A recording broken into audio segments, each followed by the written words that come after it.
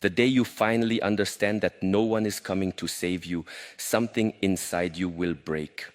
But listen carefully.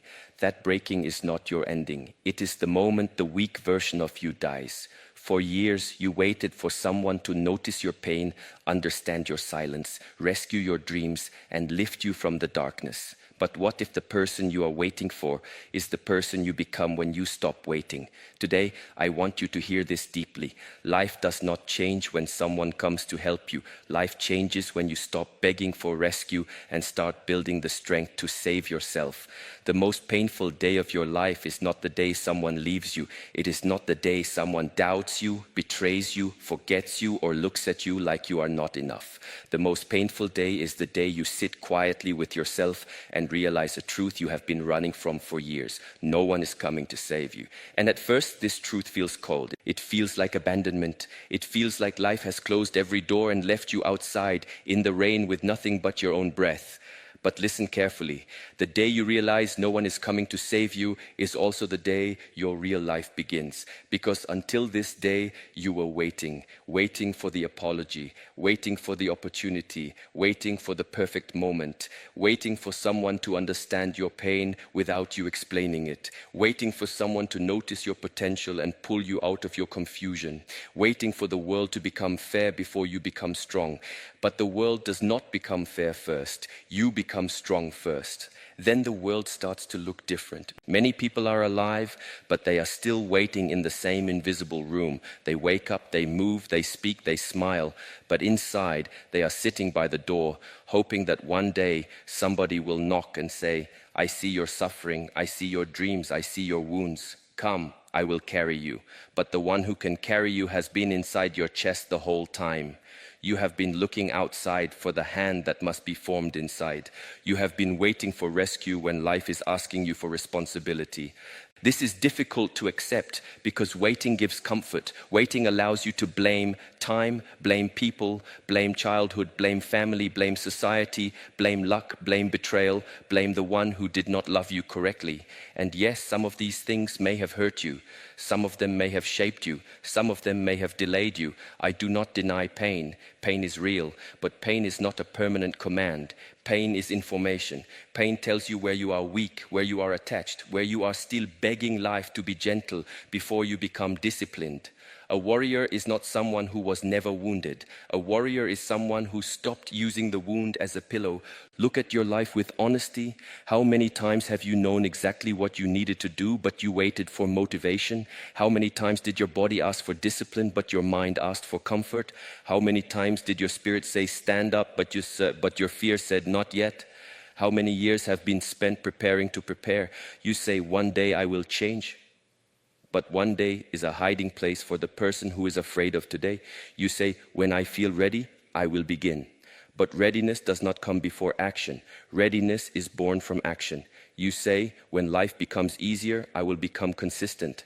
But consistency is the training that makes life easier. This is the trap. You believe your rescue will arrive as a feeling. You think one morning you will wake up with perfect confidence, clean energy, no doubt, no fear, no temptation, no heaviness in your mind. You think the clouds will open, the path will shine, and suddenly you will know what to do. No, the path is not revealed to the one who waits. The path is revealed to the one who walks. Even if the first step is trembling, step. Even if your heart is heavy, step. Even if you do not know the whole road, step. A person can spend 10 years asking for signs and still ignore the sign that is already in front of them. Your life is not changing because your habits are not changing. Do not be angry at this truth. Let it wake you. The universe has a strange compassion. It will let you feel discomfort again and again until you stop betraying yourself. It will repeat the lesson in different phases, different places, different failures, different disappointments, until you finally see the enemy was not only outside, the enemy was the part of you that kept surrendering your power. The day you realize no one is coming to save you, you stop living like a victim of every mood. You stop saying, "I had a bad day, so I destroyed my routine." You stop saying, they did not support me, so I gave up. You stop saying, I was not appreciated, so I stopped becoming better. You stop giving strangers the key to your discipline, because this is what most people do. They allow another person's behavior to decide the quality of their own life. Someone ignores them and they lose focus. Someone criticizes them and they lose confidence. Someone leaves them and they lose direction. Someone doubts them and they lose hunger. Someone misunderstands them and they spend their whole energy trying to explain themselves to people who are committed to not seeing clearly. Why are you giving your life to people who cannot even control their own tongue? Why are you allowing the unstable to define your stability?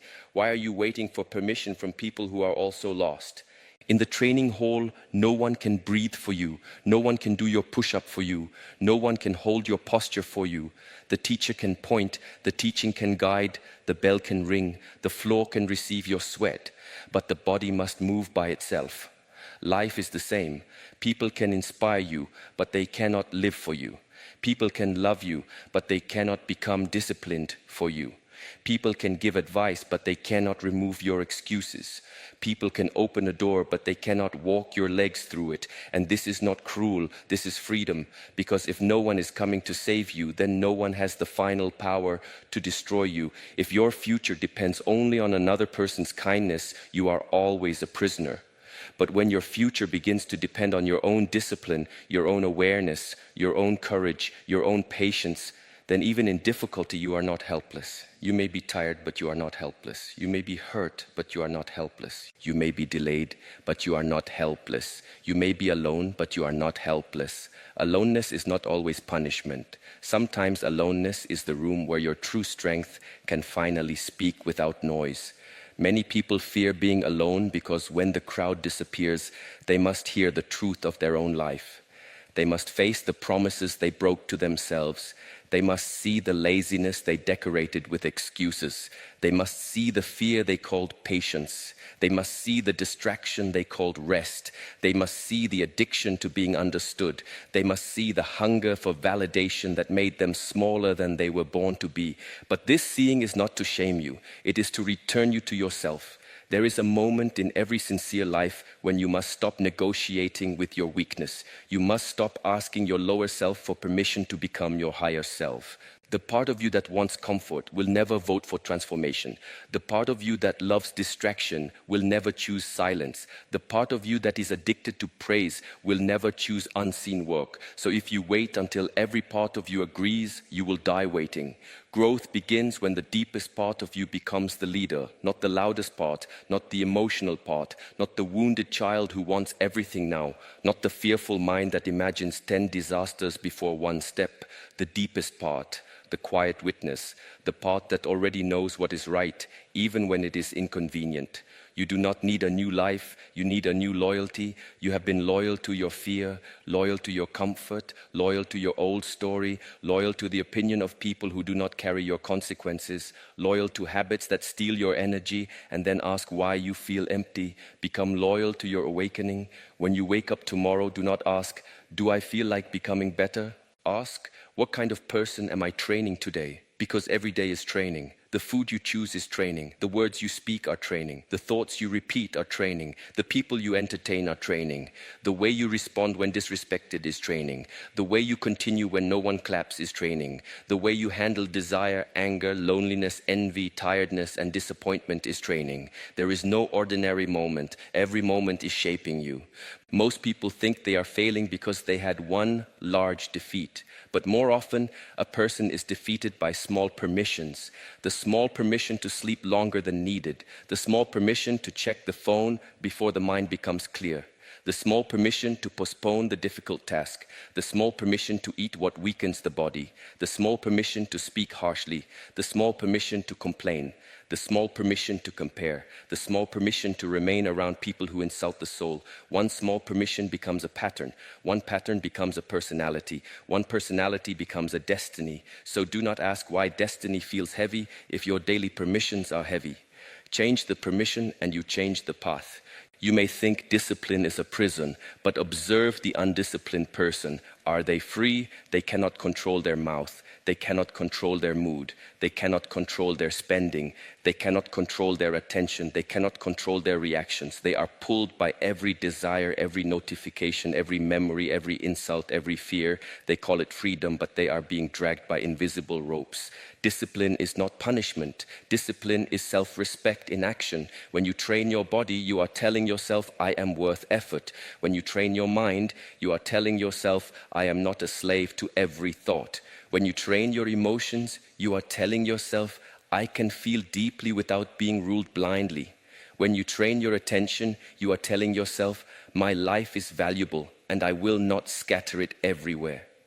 This is why the day no one comes to save you becomes sacred. It forces you to gather the pieces of your life with your own hands. At first you may feel angry. You may say, why did no one help me? Why did no one protect me? Why did no one choose me? Why did no one understand how much I was carrying? Let the anger rise, but do not build a house inside it. Anger can be fire for one step, but it cannot be the light for the whole journey. If you live by anger, you will become strong outside and poisoned inside. You will prove people wrong, but you will still be chained to them. You will succeed, but your success will still be a conversation with those who hurt you.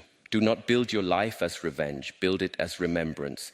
Remember who you were before fear taught you to shrink. Remember the quiet dignity inside you. Remember the promise you made to yourself when nobody was watching.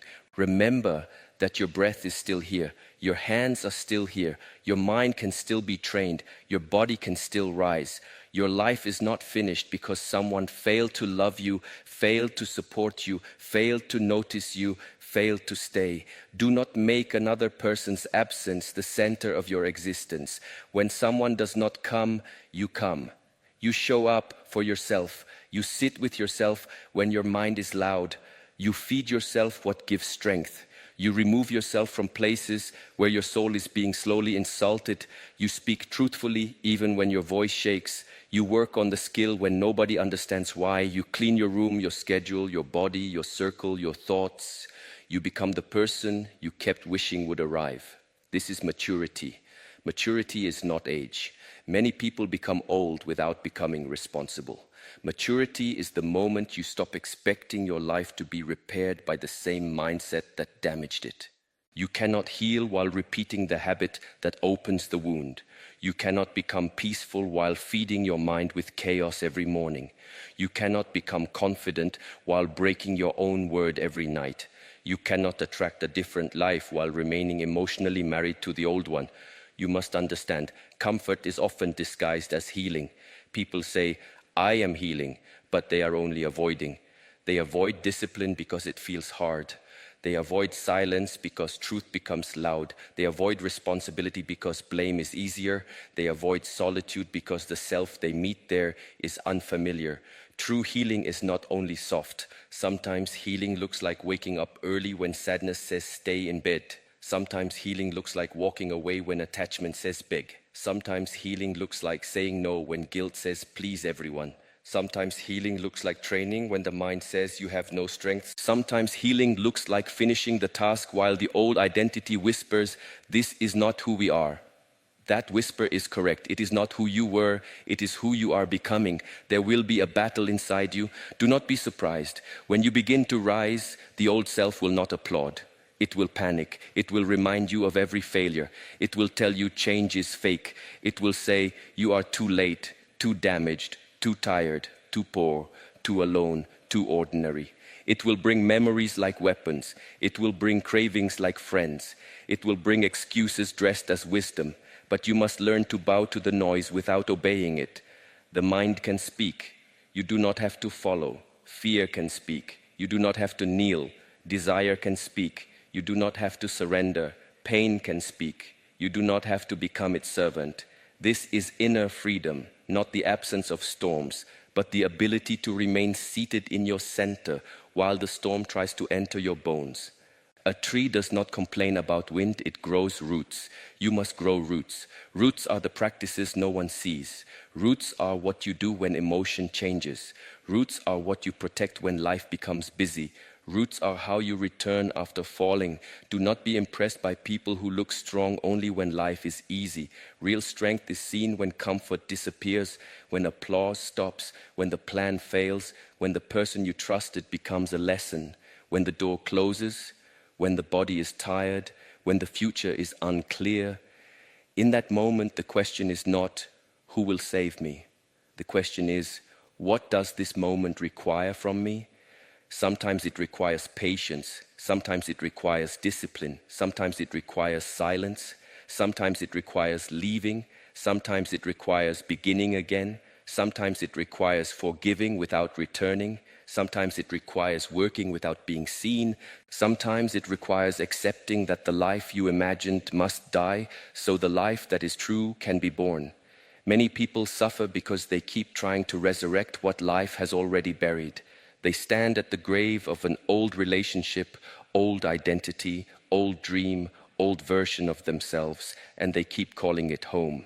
But not everything you lose is a loss. Some things leave because your future cannot breathe in their presence. Do not chase what keeps making you abandon yourself. Do not beg for a seat at a table where your spirit must crawl. Do not confuse attachment with love. Do not confuse familiarity with destiny. Do not confuse loneliness with failure. Sometimes the path narrows because you are being trained to walk with precision. If everyone could come with you, the path would not require your transformation. This is why your isolation may not be punishment, it may be preparation.